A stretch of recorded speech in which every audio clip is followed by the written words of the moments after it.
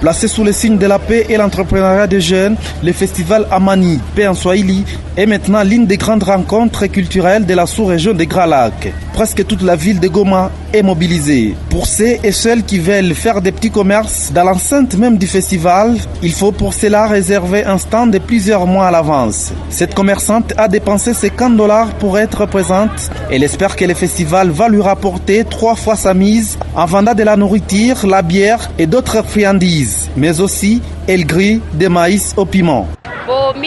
J'ai mis $50 et chaque jour, j'ai un bénéfice de $25. Tu sais que depuis longtemps, il n'y a pas d'emploi au Congo. Dans des occasions comme celle-ci, on s'improvise commerçant avec le peu d'argent qu'on a à la maison. Mais c'est quand tout la Bila, la cinquantaine révolue, veut que les organisateurs ajoutent même une semaine de plus pour multiplier son chiffre d'affaires. Oui, j'ai fait la crème avec mes enfants là-bas et mes travailleurs. On est venu ici au festival. En tout cas, ça marche, c'est bon. Par jour, j'ai fait 150, 200 000 avec la machine, ici à la festival. Mais en dehors de là, j'ai fait les 50, 60, 70.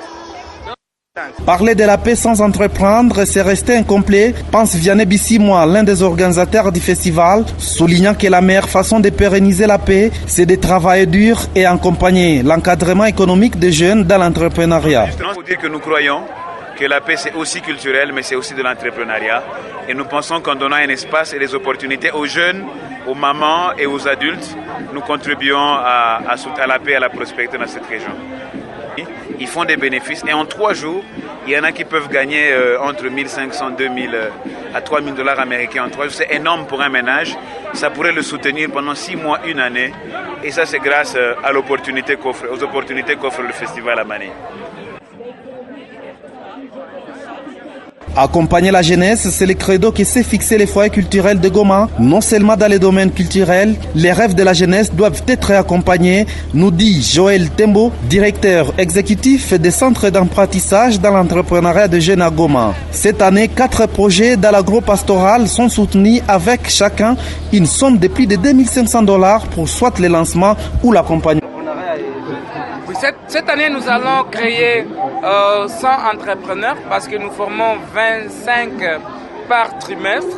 Dans 10 ans, qu'est-ce que nous voyons? Nous voyons un réseau d'une centaine de startups viables.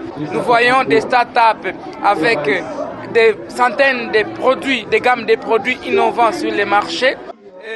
Pendant les 3 jours, différentes organisations étatiques et non étatiques profitent de l'espace pour venir exposer leurs produits et services. Aujourd'hui, difficile de savoir avec exactitude ce que la ville de Goma gagne, mais tout le monde y gagne son compte. Les hôtels sont payés, les chauffeurs taxis, les visas sont payés par des centaines d'étrangers venus pour chanter et danser la paix au Nord Kivu. Pour les autorités politiques en province, l'arrivée des étrangers, c'est un signe que le climat de méfiance, jadis alimenté par l'insécurité en province, a disparu. Charlie Kassereka, depuis l'enceinte du festival Amani, ici à Goma pour cette année 2018, VOA Afrique.